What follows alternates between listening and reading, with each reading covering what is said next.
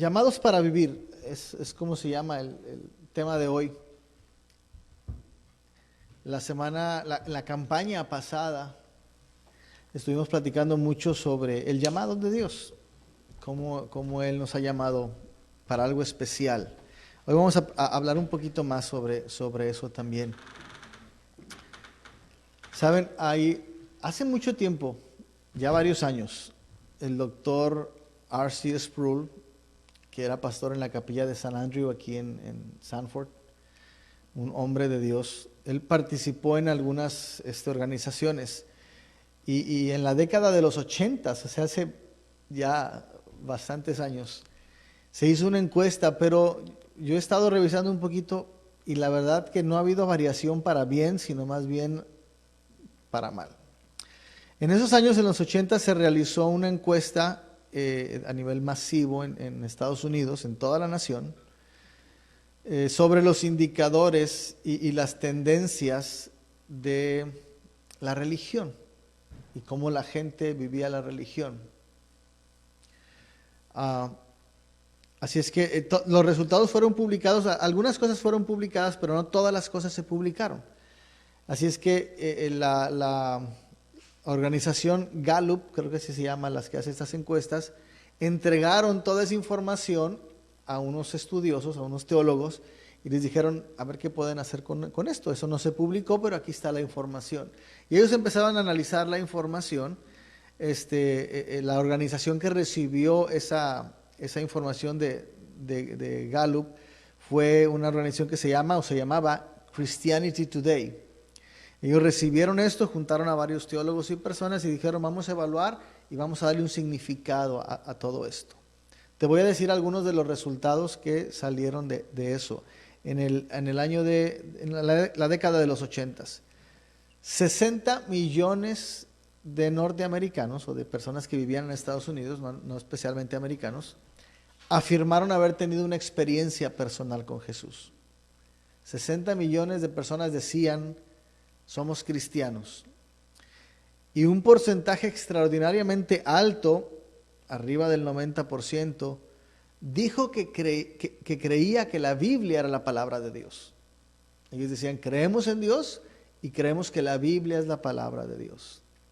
Sin embargo, por otras preguntas que salieron y que se hicieron, lamentablemente los estadounidenses o los que vivían en Estados Unidos, aún los que se llamaban cristianos, eran bastante ignorantes en el contenido de la Biblia. Decían que creían en la Biblia, pero si tú les preguntabas algo de la Biblia, no sabían si estaba o no estaba o dónde estaba. Todavía eran más ignorantes con respecto a la teología bíblica y a la historia de la iglesia. ¿Por qué ellos eran cristianos? ¿Por qué ellos eran evangélicos? No sabían de dónde venía toda esa historia. Y posiblemente lo más alarmante fuera que se tomó conciencia de que las masas de personas que dicen tener una fe bíblica tenían una influencia muy pequeña en la comunidad. Es decir, los cristianos no influían en la comunidad, no tenían peso en la comunidad. Un ejemplo que ponían es sobre la ética sexual, tanto por el aborto como por el matrimonio.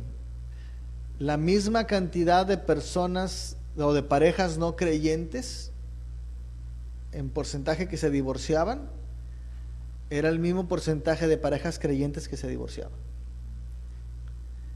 El mismo porcentaje de jovencitas que abortaban siendo no cristianas era el mismo porcentaje de jovencitas que decían ser cristianas y abortaban. O sea, no había una diferencia entre decir eres cristiano o no eres cristiano. El cristianismo no marcaba una diferencia. Por eso es que, va a aparecer aquí en la pantalla, en otras palabras, el mensaje de estos estudios es que la fe cristiana producía en aquellos tiempos, espero que ya no, una pequeña o ninguna diferencia en la vida de las personas y en la cultura estadounidense. Una buena pregunta es, ¿seremos nosotros parte de esa estadística todavía? ¿Estaremos siendo parte de esa estadística o pudiéramos empezar a marcar la diferencia? Dos razones posibles por lo que los resultados pudieran haber sido así. Uno es que muchas personas hayan dicho tener una relación con Dios y creer en la Biblia diciendo mentiras, que en realidad no tenían una relación con Dios y no creían en la Biblia. Ellos decían en ese entonces, si la mitad de estas personas, si el 30 millones de personas que llenaron estas encuestas fuera cierto, estaríamos viviendo un avivamiento más grande que el que surgió en Europa cuando fue el avivamiento, el gran avivamiento del que se habla, ¿no? Si nada más la mitad hubieran dicho la verdad. Así es que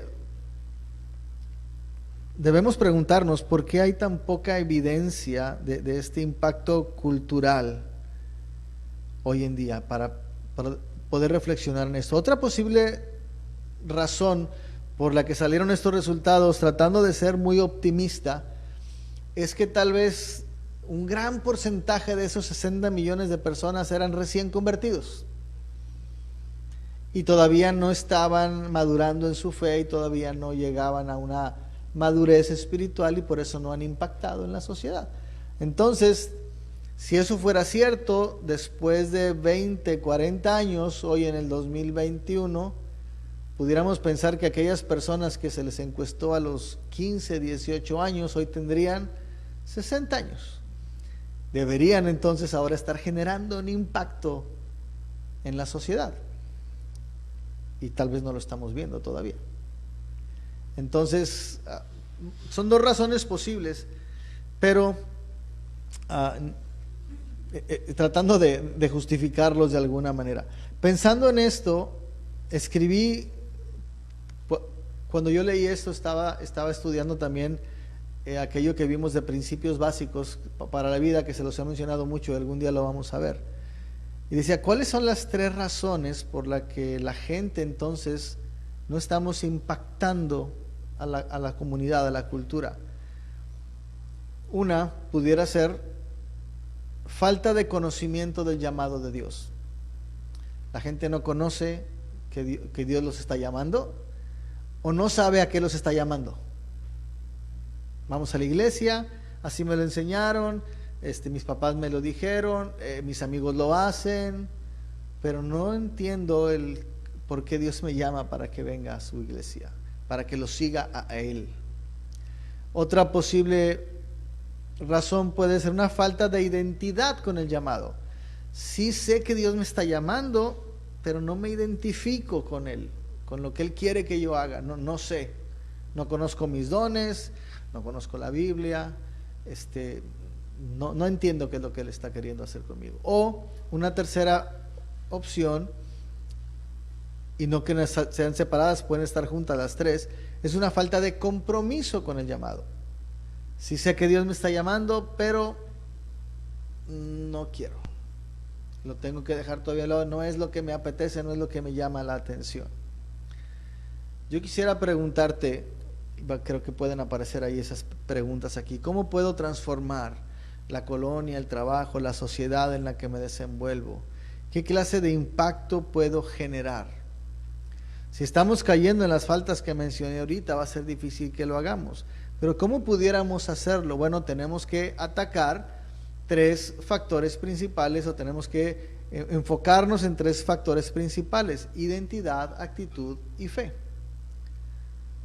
Tenemos que aprenderlos y tratar de vernos viviendo estas tres factores: identidad, actitud y fe. El apóstol Pablo de alguna manera las menciona o las traté de ver reflejadas ahí en una de sus cartas, carta a los Efesios, capítulo 4, versículos del 1 al 3. Permíteme, antes de leer este pasaje y de entrar a desmenuzar el pasaje, hacer una pequeña oración, ya teniendo esta introducción de cómo está la sociedad. Somos parte de esa estadística, ¿Qué podemos hacer para no ser parte de la estadística y marcar la diferencia? Vamos a ver qué dice el apóstol. Sí, Señor, en el nombre de tu Hijo Jesús, por favor, utiliza tu palabra y con el poder de tu Espíritu, háblanos, Señor, a nuestra mente y corazón. Y Señor, haz algo hoy en nosotros. En este inicio de año, permite que podamos iniciarlo de una manera correcta, enfocados, dirigidos, Señor, a lo que tú quieres para nosotros. En el nombre de Jesús te lo pedimos, Señor. Amén. Efesios capítulo 4, versículos 1, 2 y 3. Yo, pues, preso en el Señor, os ruego que andéis como es digno de la vocación con que fuisteis llamados, con toda humildad y mansedumbre, soportándoos con paciencia los unos a los otros en amor, solícitos en guardar la unidad del Espíritu en el vínculo de la paz. Tres palabras que quiero mencionar y básicamente están en el versículo 1 y las vamos ahorita a analizar. Antes de esto, en los capítulos del 1 al 3, el apóstol Pablo habla sobre el propósito eterno de Dios para nosotros. En Efesios, Pablo te está diciendo, mira, esto es lo que Dios quiere para ti. Alguna vez habíamos dicho en el capítulo 1, te dice las bendiciones de Dios como Padre, como Hijo, como Espíritu. En el capítulo 2 te dice, esas bendiciones son tuyas, no porque te las merezcas, no porque las hayas ganado, sino simple y sencillamente porque eres un hijo de Dios. Tu posición como hijo te hace acreedor a esas bendiciones de Dios del capítulo 1. No que tú tengas que ganarlas. Por eso en el versículo 8 del capítulo 2 dice, por gracia sois salvos por medio de la fe. Esto no es por obras para que nadie se gloríe. Y en el versículo 10 dice, somos hechura suya, creados en Cristo Jesús, para hacer las buenas obras que Él ya preparó para que las hiciéramos. Es Él haciendo esto por nosotros que somos sus hijos.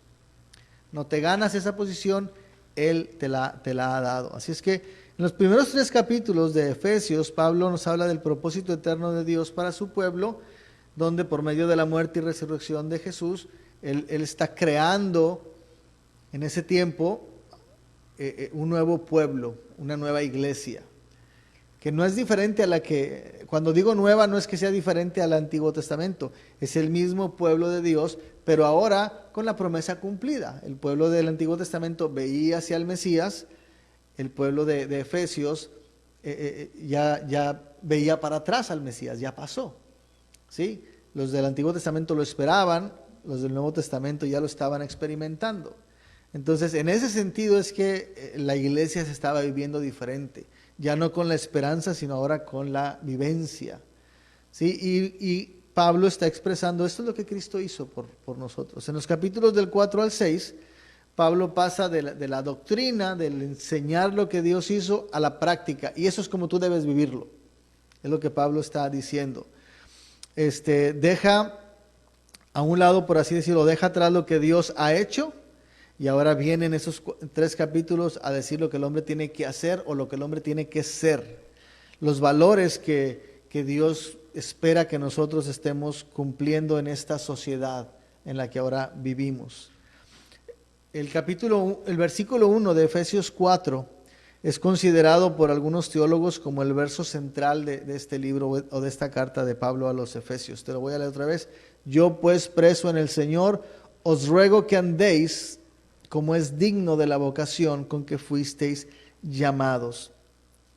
3 palabras importantes: andéis o andar, digno y vocación.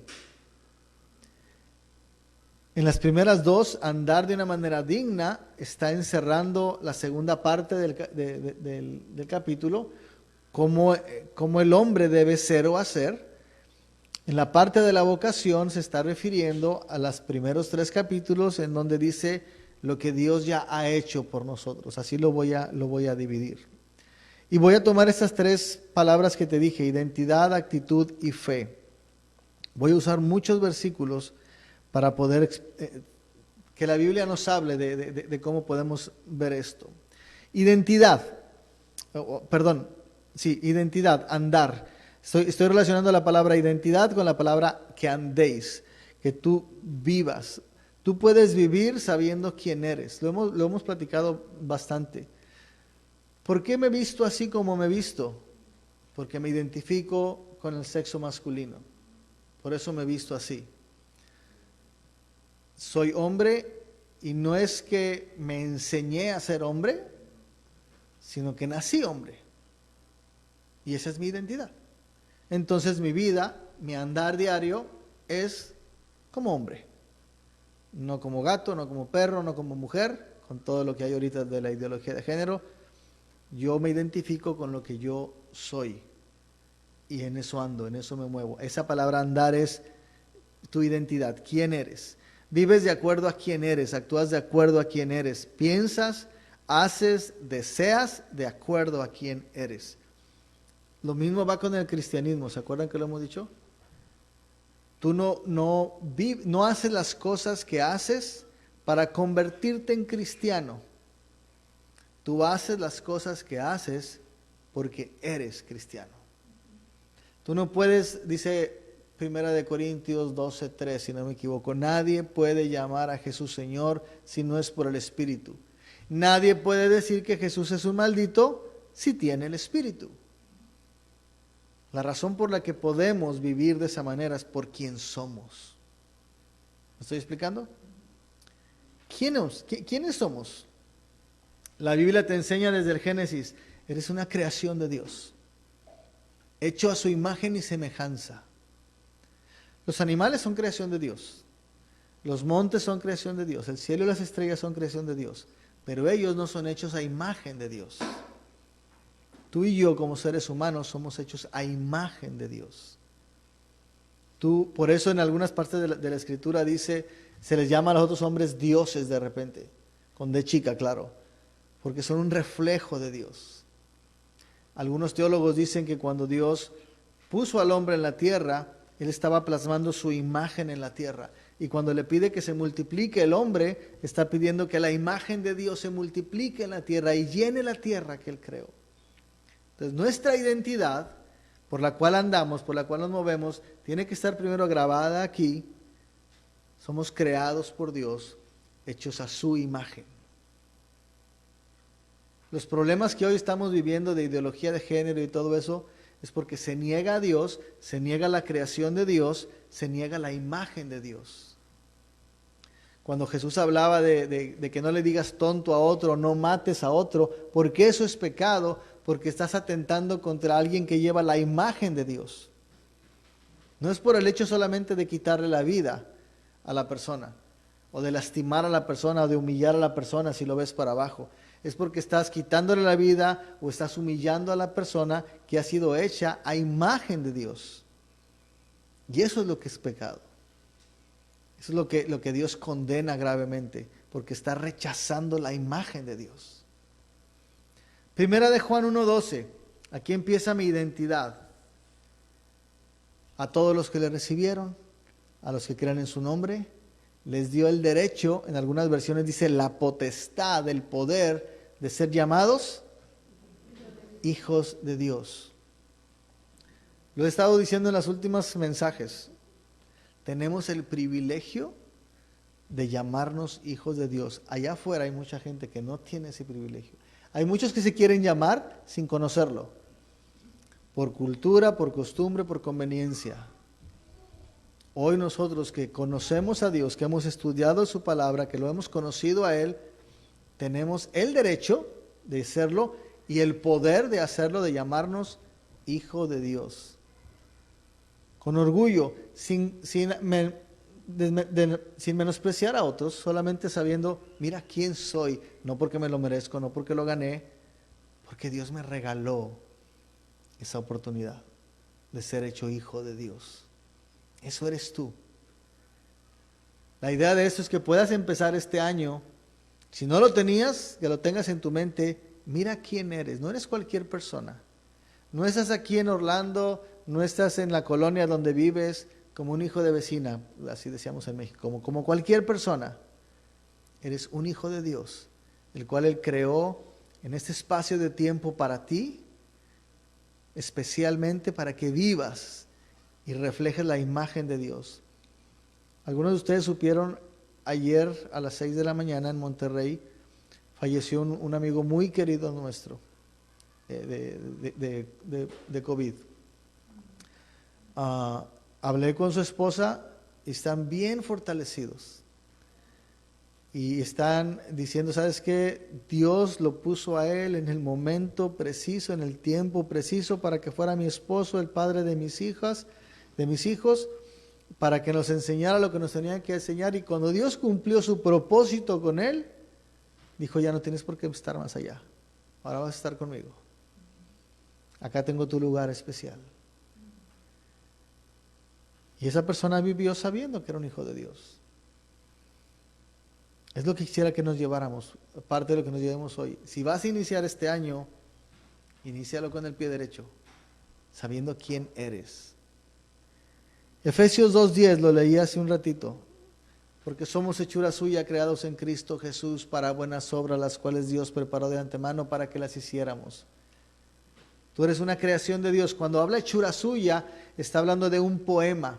Eres un poema de Dios. Eres una obra de arte de Dios, única. No hay otra obra de arte igual a ti. Aún los gemelos idénticos tienen sus diferencias. Son diferentes. Tú eres una persona única en los millones y millones o billones de personas que hay en el mundo y que han vivido en el mundo. Dios te creó a ti de esa manera especial. Y te creó y te puso en un camino donde Él ya hizo las cosas para que tú las hagas. Tenemos que iniciar ese año diciéndome soy especial para Dios. Y otra vez, no es para jactarme y creerme, solamente soy especial porque Él me ama y me hizo especial para Él. Y me ha puesto en este camino para que lo que yo haga, lo haga para Él, porque Él hizo ya esto por mí. Voy a salirme un poquito porque me acordé de algo que hace tiempo, ya en alguna vez creo que ya lo vimos en alguna serie. Tú y yo somos los regalos de Jesús para Dios.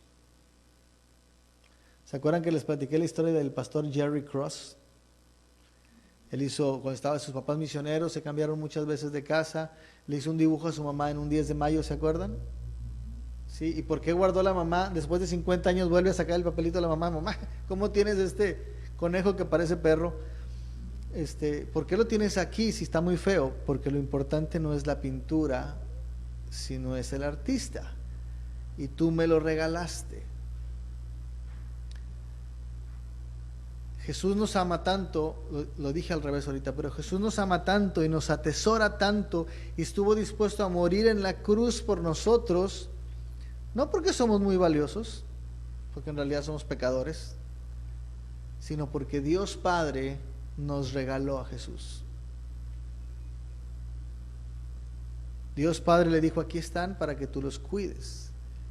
Y Jesús dijo, lo que tú me das yo no lo voy a soltar. Y estoy dispuesto a dar mi vida por eso. Por eso somos valiosos. Podemos ser hijos de Dios por lo que Cristo hizo por nosotros, morir en la cruz del Calvario. Entonces fíjate lo que implica que tú puedas tener el privilegio y la potestad de llamarte hijo de Dios, lo que costó que pudiéramos ser hijos de Dios. Por eso tú puedes levantarte todos los días diciendo, yo soy un hijo de Dios. No me lo gané. Como decía el apóstol Pablo, yo soy romano. Ay, híjole, ¿cómo lo hiciste? A mí me costó mucho dinero ser romano. Pues yo soy de nacimiento. Yo nací romano. Nosotros ahora nacimos, porque ahorita vamos a hablar de eso. Nacimos de nuevo. Y somos hechos hijos de Dios. No te lo merecías, Dios te escogió para que fuera su hijo. Segunda de Corintios 5:17. De modo que si alguno está en Cristo, nueva criatura es. Si no lo éramos, en el momento en que venimos a Jesús, confesamos que Él es nuestro Señor y Salvador. Como Jesús le dijo a Nicodemo, naces de nuevo, eres hecho una nueva persona. Eso es tu identidad. Ese es quien tú eres. Podemos hablar de muchas cosas, el carácter, la cultura, la tez, los genes, que eso dan tu identidad, pero todo eso la verdad que sale sobrando. Tu identidad es que eres un hijo, una hija de Dios, creada como un poema para hacer lo que Él puso delante de ti. Y si no lo puedes ver como éramos por la forma en la que vivíamos, por nuestro pecado, ahora que estamos en Él podemos ser hechos nuevos, una nueva criatura. Debemos tener esa identidad y vivirla de una manera digna. Esta es la segunda palabra, actitud. La actitud con la que tú vas a vivir la vida que Dios te dio. El principio que debería guiar toda nuestra vida es la actitud para vivir esa vida, ya sea en las relaciones con las demás personas, como Pablo lo dice en el capítulo 4 de Efesios, o en la sociedad, también lo dice en el capítulo 4 de Efesios, o vivirlo de una manera digna en la familia, lo dice en el capítulo 5, en el trabajo, lo dice en el capítulo 6, y aún en la iglesia o en un ambiente espiritual, también lo menciona en el capítulo 6. Es decir, él está abarcando, vive esta manera, esta identidad tuya, vívela de una manera digna en tu casa, con tu familia, en el trabajo, en la sociedad, en la iglesia. Está abarcando todo eso. Vamos a analizar un poquito esto de vivir dignamente. Fíjate lo que ha sucedido. Lucas 11:23.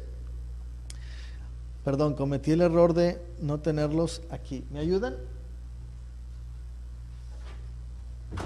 Voy a hacer esto para poder leerlas, porque apunté los pasajes, pero no apunté el pasaje. Lucas 11:23. El que no es conmigo, contra mí es. El que conmigo no recoge, desparrama. Es decir, de alguna manera Dios está diciendo, los que no son míos están en contra de mí. Sin embargo, ¿qué dice Juan 15:14? Vosotros sois mis amigos y hacéis lo que yo os mando. ¿De qué lado estás? Eso va a definir cómo vas a vivir tu identidad. Si tú te identificas como un hijo de Dios, creado para hacer las cosas que Dios quiere, nacido de nuevo, tú puedes decir, yo soy un amigo de Dios. Ya no soy un enemigo de Dios, ya no estoy desparramando lo que Él reúne, yo soy amigo de Dios. Juan 8:32 al 34. Y conoceréis la verdad y la verdad os hará libres. El que sigue.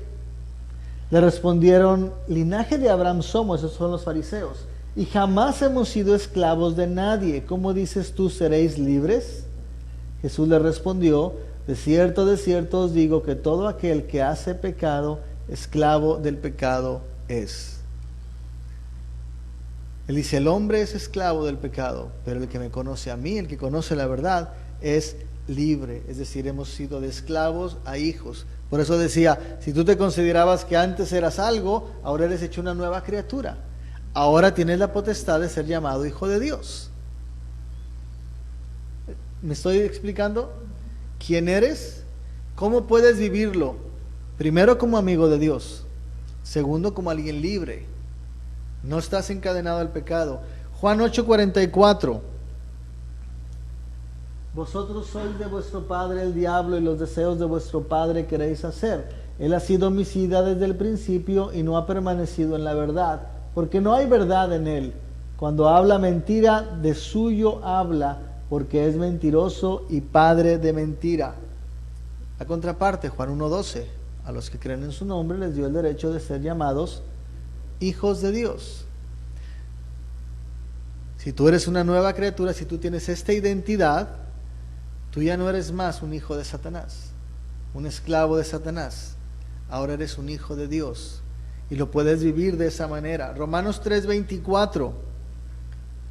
Siendo justificados gratuitamente por su gracia mediante la redención que es en Cristo Jesús. ¿Cómo vives esa identidad dignamente? Sabiendo que fuiste declarado justo. No te ganaste la justicia, fuiste declarado justo. ¿Se acuerdan en alguna ocasión? Creo que les platiqué esa historia del muchacho que va a exceso de velocidad y lo para un oficial de policía, y aquí en Estados Unidos te llevan a la corte. Entonces el muchacho fue a la corte y el juez le dice, a ver, ¿qué pasó? Aquí está el video de que hiciste esto y esto y esto. Y el muchacho dice, sí, soy culpable. Entonces tienes que pagar tanta multa o tantos días de cárcel. ¿Está bien? Sí, está bien. El juez se levanta de su silla, se quita la toga, se baja, agarra al muchacho, lo hace a un lado, se pone y le dice, señor juez, aquí está el dinero para pagar la multa de mi hijo. El juez era el papá del muchacho. El juez bajó y pagó la multa, se fue arriba otra vez, se puso su toga y le dice, muchacho, ya pagaron tu multa, te puedes ir.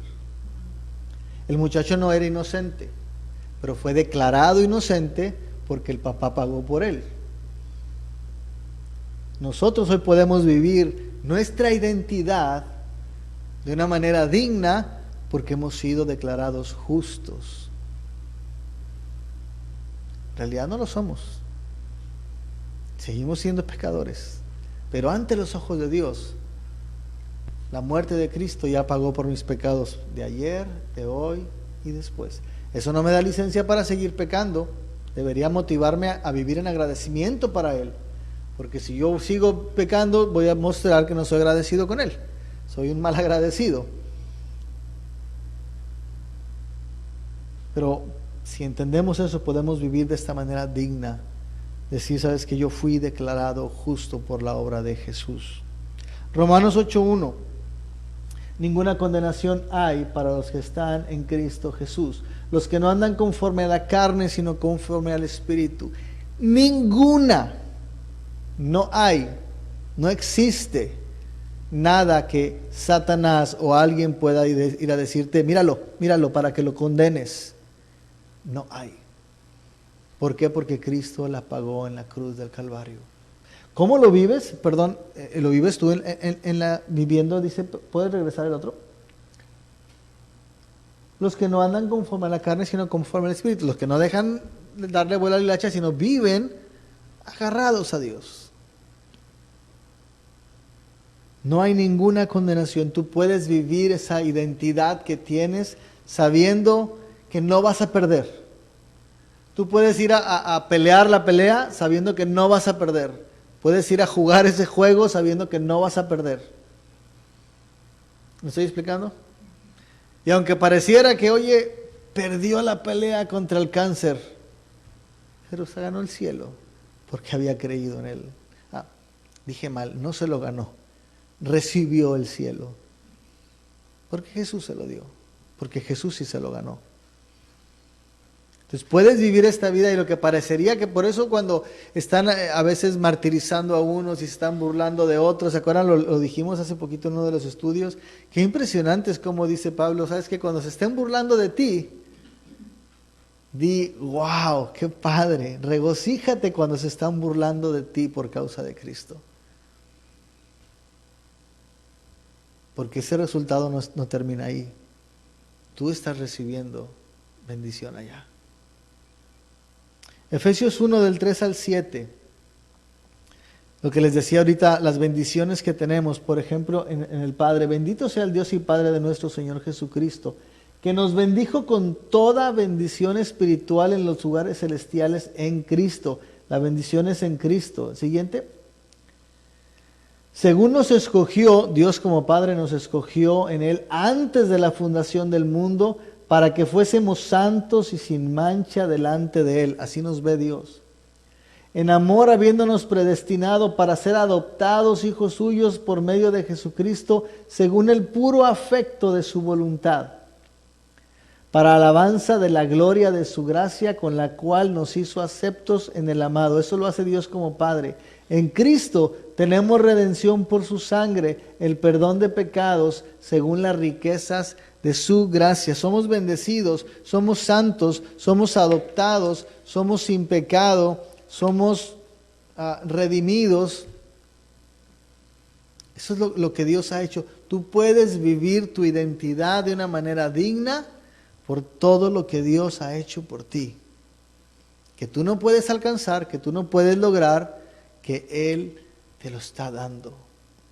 Más adelante en el versículo 13, ¿qué hace el Espíritu Santo? Mencioné lo de Dios, mencioné lo de Jesús. El Espíritu Santo nos sella. En Él también vosotros, habiendo oído la palabra de verdad del Evangelio de vuestra salvación y habiendo creído en Él, fuisteis sellados con el Espíritu Santo de la promesa. Tenemos un sello que dice tú le perteneces a Dios y eso nadie te lo puede quitar. Ahora que andan hablando de que Si la vacuna es la marca de Satanás y todo eso, tú con la confesión que hiciste de Jesús, por la fe que Él te dio para que lo pudieras confesar, has sido sellado con el Espíritu Santo y ninguna vacuna puede cambiar tu ADN, ni ninguna vacuna puede cambiar el sello. Tú le perteneces a Dios y tú no puedes perder tu salvación. No puedes perder algo que no ganaste. Él te la dio, es tuya y te selló para decir eres mío. Y nada va a cambiar eso. ¿Por qué sabes eso? ¿Por qué sabes que eres un hijo de Dios? ¿Por qué puedes vivir esa identidad dignamente? Primero porque lo puedes confesar. Repito Corintios 12:3. Nadie puede decir que Jesús es el Señor si no tiene el Espíritu Santo. El que no tiene el Espíritu Santo no puede decir Jesús es el Señor. Con lo que implica la palabra Señor. Cualquiera puede decir, sí, ese Señor Jesús, ¿verdad? Ese Señor. Pero mi Señor, mi dueño, nadie puede decirlo. Como nadie puede decir Jesús es un maldito si tiene el Espíritu Santo. No puedes hacerlo. Porque le perteneces a Dios. Efesios 2:1. Él os dio vida a vosotros cuando estabais muertos en vuestros delitos y pecados. ¿Por qué puedes vivir esa identidad de una manera digna, levantándote todos los días sabiendo quién eres? Porque Dios te ha perdonado. Porque estábamos muertos en pecado, pero Él nos ha dado vida otra vez. Estábamos muertos. Cuando Adán y Eva estaban en el Edén y Dios le dice, puedes comer de todos los árboles, pero de ese que está ahí no vas a comer, porque el día que comas morirás. Cuando Eva comió, dijo, no me morí. Y cuando le dio a Adán, Adán dijo, no me morí. Claro, estoy especulando. Dios no se refería a que ibas a caer fulminado. Su espíritu murió. Tuvieron temor de Dios. Ya no sentían el amor de Dios. Sentían un vacío en ellos. Se sentían avergonzados. Y físicamente su cuerpo empezó a decaer. Hasta que años después su cuerpo volvió al polvo, como Dios lo dijo. O sea, sí murieron. De ahí es que cada uno de nosotros tiene que morir, porque este cuerpo está en decadencia. Pero en Cristo, si estando muertos, ahora estamos vivos. Por eso Jesús dice, yo soy la resurrección de la vida. El que cree en mí no morirá jamás. Y el que vive y cree en mí, ¿cómo dice? Perdón. Siempre los revuelvo, espérenme. Juan 11.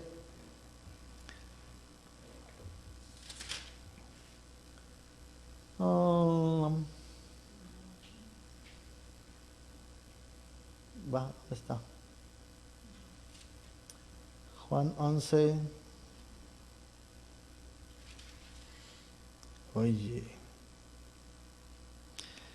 25. Jesús dijo, yo soy la resurrección y la vida. El que cree en mí, aunque esté muerto físicamente, vivirá. Y todo aquel que vive y cree en mí, no morirá jamás. Si tú te mueres físicamente, tú vas a vivir eternamente conmigo. Y si tú estás vivo ahorita físicamente, no vas a morir jamás. Porque aunque es cierto que para nosotros, desde nuestra perspectiva, este cuerpo se va a destruir, desde la perspectiva de Dios, Él va a generarlo otra vez. Lo va a crear otra vez. Algunos dicen, oye, ¿cuántos años lleva muerta la persona? Es algo muy personal mío, especulación mía. Lleva 20 años muerto. Cuando la persona deja del cuerpo, desde mi perspectiva, el tiempo deja de existir. Empieza la eternidad. Yo creo que para muchos de ellos, el haber cerrado sus ojos físicos y el estar en la presencia de Dios, donde ahora Dios es todo, y cuando Dios vuelva a resucitar el cuerpo y se los dé, va a ser como un pestañear de cuando estaba en el cuerpo y ahora estoy en un cuerpo glorificado. Porque ya no hay tiempo. Por eso dice la Biblia, para Dios un día son como 1000 años y 1000 años como un día. El tiempo deja de tener sentido. Estábamos muertos, ahora estamos vivos. Efesios 2:6, estamos resucitados. Juntamente con Él nos resucitó y asimismo nos hizo sentar en los lugares celestiales. Pablo está diciendo nos resucitó cuando Pablo todavía no se muere. Cristo ya había resucitado, se había ido al cielo. Pero Pablo dice nos resucitó. Pero Pablo, todavía no te mueres, estás vivo, ¿cómo que te resucitó? Está hablando espiritualmente. Yo estaba muerto, pero ahora estoy vivo. Y aunque algún día este corazoncito y este cuerpecito deje de existir, voy a estar con Él siempre. Y Él va a volver a crear un cuerpo para mí. Tú puedes vivir, perdón que lo repita tanto, esta identidad que tienes como un hijo de Dios, como una nueva criatura, en dignidad, porque eres una persona hecha de nuevo, has resucitado. Ya no estás muerto ni condenado al pecado. Efesios 3:6. Los gentiles son coherederos. Está hablando entre los gentiles y los fariseos, pero lo que nos importa es que son coherederos y miembros del mismo cuerpo y copartícipes de la misma promesa en Cristo Jesús por medio del Evangelio. Tú y yo somos coherederos, copartícipes de las promesas de Jesús. ¿Qué dijo Jesús? Voy a venir por ustedes. ¿Qué dijo Jesús? Voy a prepararte un lugar en el cielo. ¿Qué dijo Jesús? Vas a estar conmigo en el paraíso. Esas promesas que Él nos ha dado, tú puedes vivir tu identidad con toda dignidad, levantándote cada día. No sé qué Dios tenga para mí hoy, pero sí sé lo que tiene mañana. Y tú puedes vivir de esa manera. ¿Me estoy explicando? Repito, la idea de esto es que podamos iniciar este año siendo diferentes, para que podamos vivir esta identidad que tenemos de una manera digna del llamado que Él nos ha hecho, para que marquemos la diferencia y no seamos como las estadísticas. Eso es lo que nosotros somos y hacemos, hijos de Dios, y cómo lo vivimos. La parte de la fe o la parte de la vocación es lo que creemos que Él hizo por nosotros. Los primeros capítulos de Efesios, como decía. Primera de Corintios 5, 1 y 2. Además os declaro, hermanos, el evangelio que os he predicado, el cual también recibisteis, en el cual también perseveráis. ¿2? ¿En 2? Por el cual asimismo, si retenéis la palabra que os he predicado, sois salvos si no creísteis en vano. ¿Qué hizo Dios por nosotros? Nos dio el evangelio. Vivió el evangelio para nosotros. ¿Qué es el evangelio? Que Dios, siendo Dios, se hizo como uno de nosotros para vivir una vida perfecta, para morir en la cruz del Calvario, tomando nuestro lugar, quitándonos a nosotros. Hoy te voy a leer, creo que viene un pasaje más adelante, quitándonos a nosotros para ponerse Él, para pagar nuestra deuda, para morir y pagar esa deuda y resucitar para garantizarnos vida, regresar al cielo, interceder por nosotros en lo que nosotros llegamos y un día venir por nosotros para llevarnos con Él. Eso es el evangelio. Y dice el apóstol Pablo, si tú te comprometes con eso, si tú crees eso, vas a poder vivir esta identidad que tienes de una manera digna. El compromiso empieza cuando reconocemos el evangelio, cuando reconocemos lo que Cristo hizo. 2 Corintios 5:21, el que les decía ahorita. Al que no conoció pecado, por nosotros lo hizo pecado, para que nosotros fuésemos hechos justicia de Dios en Él. Está medio revuelto. La Biblia, la versión latinoamericana, regrésate tantito. La versión latinoamericana dice, a Jesús, que no fue pecador, Dios lo tomó y lo puso en mi lugar, diciendo que eres un pecador, para que yo fuera declarado justo en Él. Dios tomó a Jesús y lo puso en mi lugar, me tomó a mí y me puso en su lugar. A Él lo declaró, no es que Él sea, lo declaró pecador, y a mí, siendo un pecador, me declaró justo. ¿Se entiende la diferencia entre declarar y ser? Él es santo puro, pero fue declarado pecador para cargar la culpa, para cargar el precio sobre Él. Y yo, siendo un pecador, fui declarado justo para poder disfrutar de la bendición. Cuando creemos el resultado del sacrificio de Jesús, ese intercambio que hizo, cuando actuamos en consecuencia a eso, estamos viviendo nuestra identidad de una manera digna. ¿Sí? Filipenses 1:21. Porque para mí el vivir es Cristo y el morir es ganancia. ¿Cómo vivirá alguien con esta convicción? ¿Cuál será la vida de alguien? ¿Cómo sería tu vida si haces de eso una regla para tu vida? Para mí el vivir es Cristo y el morir es ganancia. Todo lo que haga lo vivo para Él, y si muero, ya la hice. Imagina cómo sería tu vida si eso fuera una constancia en ti. Efesios 2:10, ya lo leí. Somos hechura suya, creados en Cristo Jesús para buenas obras, las cuales Él preparó de antemano para que anduviésemos en ellas. Y 2 Corintios 5:17, de modo que si alguno está en Cristo, nueva criatura es. Alguien, el que vive eso es alguien que entiende su origen, entiende su identidad. 1 Corintios 10:31, para ser un poquito más gráficos en eso que estoy diciendo. Si pues comes o bebes o haces cualquier cosa, hazlo para la gloria de Dios. Se lee fácil, se dice fácil. Si las cosas más indispensables como el comer o beber, lo más cotidiano, lo más necesario del hombre para poder subsistir, tienes que hacerlo para la gloria de Dios, eso quiere decir que entonces todo lo demás tienes que hacerlo para la gloria de Dios. Si comes o bebes, se va a implicar también si respiras. Si haces ese trabajo de respirar en tu cuerpo, tienes que hacerlo para la gloria de Dios. La idea es desde dónde y hasta dónde hay que vivirlo. Desde dónde y hasta dónde hay que vivir esta identidad que tenemos como hijos de Dios, nuevas criaturas. Desde dónde y hasta dónde tenemos que vivirlo con todas las formas que ya hemos platicado. Sabiendo lo que Él hizo y cumpliendo lo que Él quiere que cumplamos. Tal vez todavía haya la pregunta, ¿cómo lo hago? ¿Qué implica ser un hijo de Dios? Primera de Juan 2:6. Iban atrasaditos los muchachos. Me brinqué una entonces.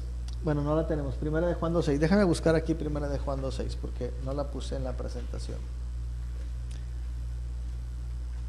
Ups. Primera de Juan 2:6. Dice, el que dice que permanece en Él debe andar como Él anduvo. Muchas veces creo que me has oído decirlo. Tenemos que dejar que Jesús desarrolle su carácter en nosotros. Y dejar no es porque se lo podamos prohibir, porque Él tiene poder para hacerlo todo.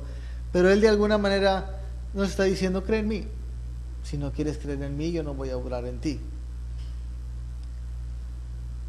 El que dice que permanece en Él debe andar como Él anduvo. Que hablemos como Él habló. Que pensemos como Él pensó. Que amemos como Él amó. Que perdonemos como Él perdonó. Que discutamos como Él discutió. Con fuerza pero sin pecado. Que seamos como Jesús. Yo no soy Dios, no te estoy diciendo que seas Dios. Jesús dijo, ustedes dicen que yo hice grandes cosas, cosas mayores harán ustedes, porque mi espíritu va a estar con ustedes. Jesús dijo, yo voy a estar con ustedes todos los días hasta el fin del mundo, no te voy a dejar solo para que hagas lo que yo te mando que hagas. Jesús dijo, tú eres mi representante en la tierra. Si yo soy la luz, ahora te doy la luz para que tú seas la luz. No se implica que seamos Dios, implica que reflejemos el Dios que vive en nosotros. ¿Quieres saber si eres un hijo de Dios? Si esa identidad en realidad la estás viviendo, pues voltea a ver tu semana, voltea a ver tus días, cómo hablas, cómo te comportas, cómo piensas, cómo sueñas, cómo sientes. Y si tú puedes ver a Jesús reflejado ahí, tú puedes decir, estamos bien, Señor.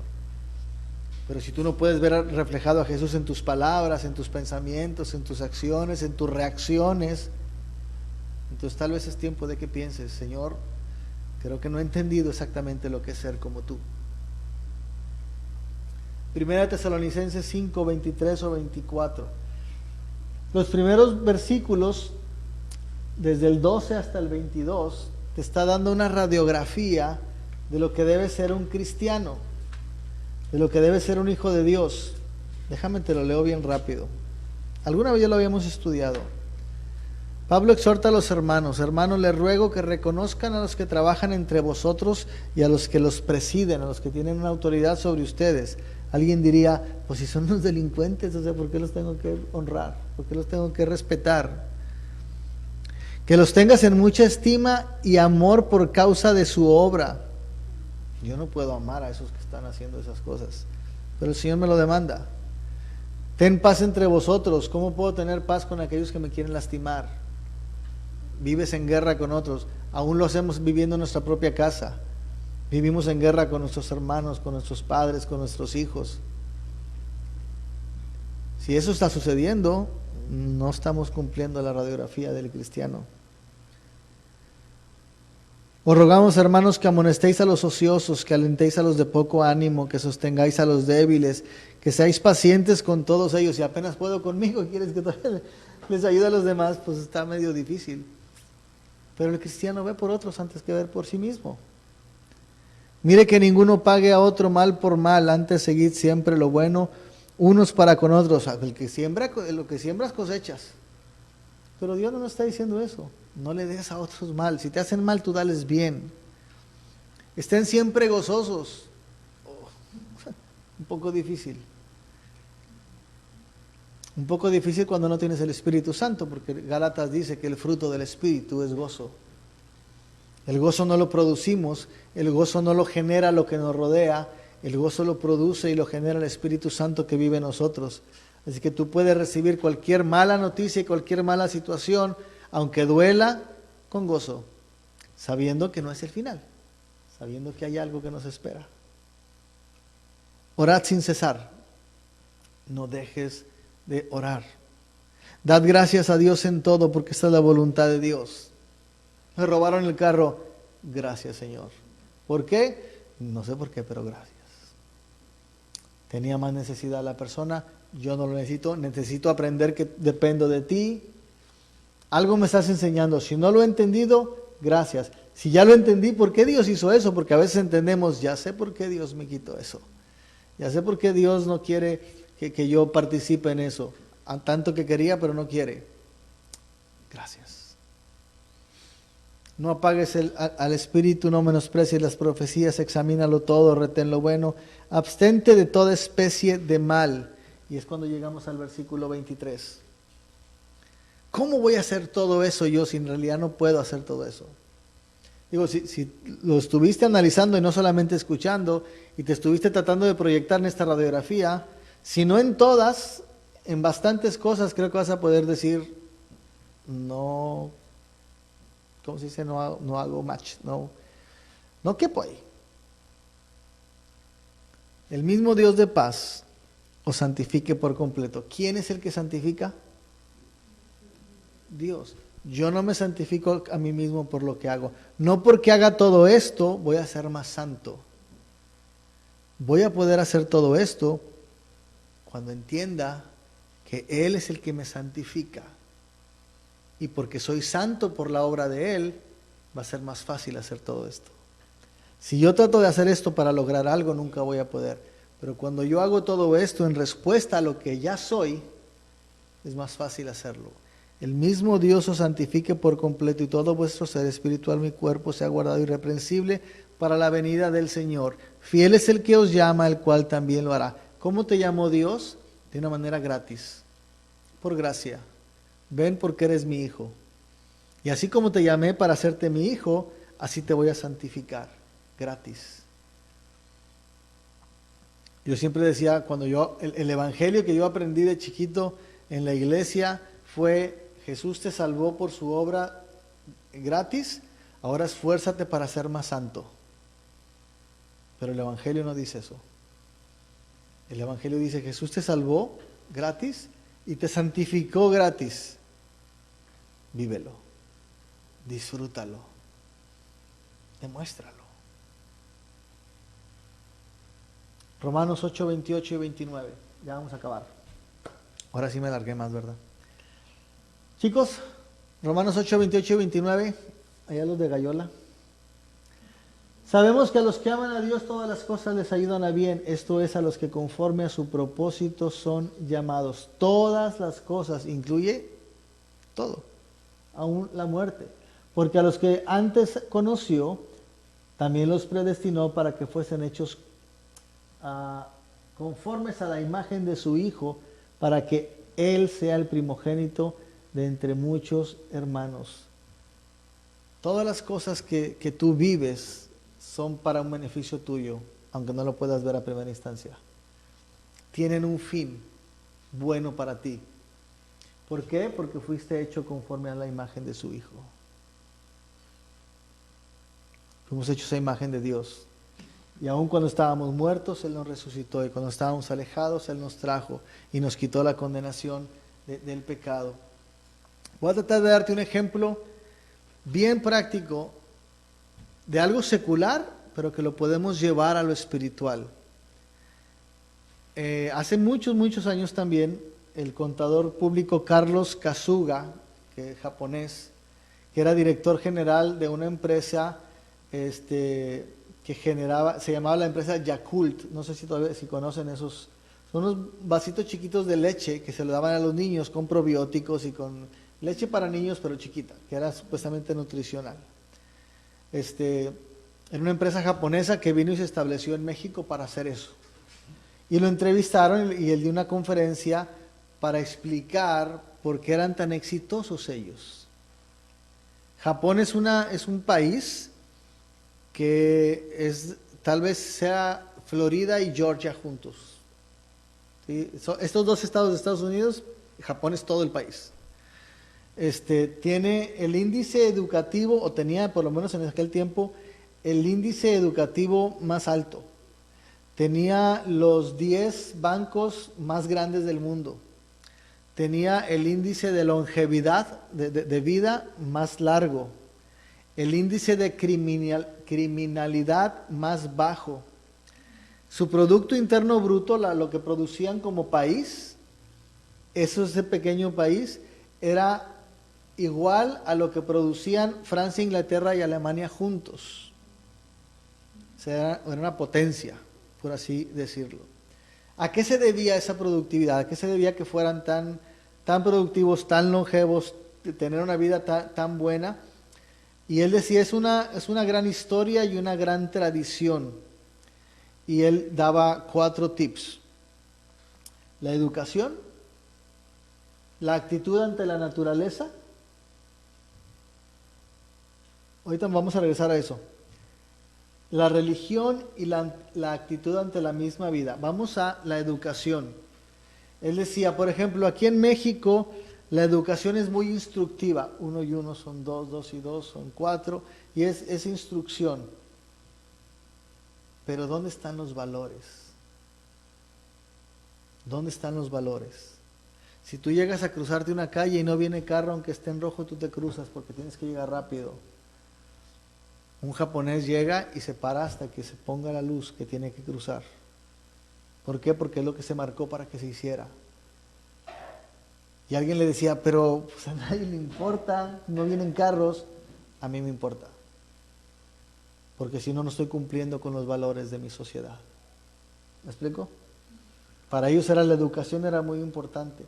La actitud ante la naturaleza no es hacer lo esencial solamente, lo mínimo que tienes que hacer, es ir más allá. Y ellos van más allá. Algo como lo que Jesús decía, si te piden que lleves la carga 1 milla, llévala 2. Ellos aún a la naturaleza la tratan y la sirven, no la explotan. La religión, esto es algo bien impresionante. en nuestros lugares acá en Occidente, traemos un pliego de peticiones a Dios. Ellos le traen un pliego de ofrecimientos. Una pequeña pero gran diferencia. ¿Por qué viniste hoy aquí? ¿Para recibir de Dios o para darle a Dios? Y lo hemos mencionado en otras ocasiones. Si viniste para recibir de Dios, tal vez estás en el lugar equivocado. El día del Señor no es para recibir de Él, es para darle a Él. Todos los días recibimos de Él. Recibimos la luz, el sol, la fuerza, la energía, la salud. Todos los días recibimos de Él. El pecado nos ha llevado a situaciones difíciles, oramos a Él y recibimos su cuidado, su protección, pero el día del Señor no venimos a pedirle más, venimos a darle. Y eso marca una diferencia. Y dentro de tu día, por eso cuando hemos platicado, hay que aprender a orar. Pasamos de los 10 minutos que oramos, y 10 minutos estoy diciendo solamente por decir un número, 9 minutos pasamos, te pido, te pido, te pido, te pido, te pido, te pido. 30 segundos es lo que invertimos en Señor, Dios y Padre nuestro que estás en los cielos y en la tierra. Y los otros 10 segundos en tu nombre, para tu honra y gloria. Amén. Cuando debería ser invertir 9 minutos de nuestra oración en darle gracias y honras y alabanzas y reconocerlo. Y tal vez dejar un minuto para decirle, Señor, te pido por lo que tú ya sabes. Cambiar nuestra actitud. Y decía una actitud ante la vida misma. Él decía aquí, los empleados saben lo que tienen que hacer, saben lo que deben hacer. El objetivo de ellos al trabajar no nada más es producir algo, es ser felices y disfrutar lo que hacen. Dicen, la gente que trabaja en Yakult sabe que son ayudantes de Dios, que todos los días están creando productos que dan alegría a los niños o que llevan salud a los niños que comen este producto. Una filosofía de trabajo diferente. No trabajo para ganar más, trabajo para ayudar a otros. Ahora transporta todo eso a nuestra vida espiritual.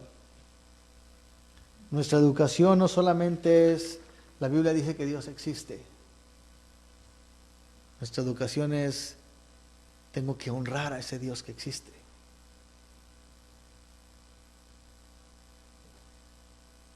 Nuestra naturaleza no es solamente pues vivir porque soy hombre, sino es vivir mi vida para aquel que creó la vida.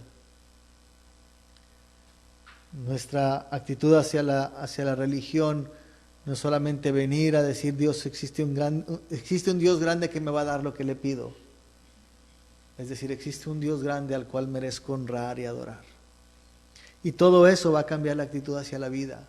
No solamente es decir, un día más que tengo que aguantar, sino es un día más para la gloria de Dios. ¿Cómo vas a iniciar este año? ¿Cómo vas a desarrollar este año? Es una buena pregunta que tenemos que hacernos. Y es una pregunta que te quiero dejar ahí en tu mente. ¿Quién eres? ¿Cómo puedes vivirlo? Dios te llamó para que seas su hijo y lo puedas vivir plenamente. Vamos a orar y decirle, Señor, aquí estoy. Si necesito tu ayuda, ayúdame para entenderlo, para creerlo, para vivirlo, para disfrutarlo. En la oración voy a bendecir los elementos que tenemos aquí y vamos a consagrar este tiempo. Vamos a decirle a Dios, no es obligación, es el que quiera, diciéndole, Señor, hoy con esto que representa tu cuerpo y esto que representa tu sangre, me comprometo contigo a que voy a vivir de hoy en adelante, si no lo había hecho, voy a vivir este año que empieza siendo tu hijo, reflejando que soy tu hijo, disfrutando que soy tu hijo, mostrando a otros que soy tu hijo, para que vean lo que tú hiciste por mí y puedan creer lo que yo he creído. Amén. Cierra tus ojos y vamos a orar. Dios, pues nuevamente, Señor, muchas gracias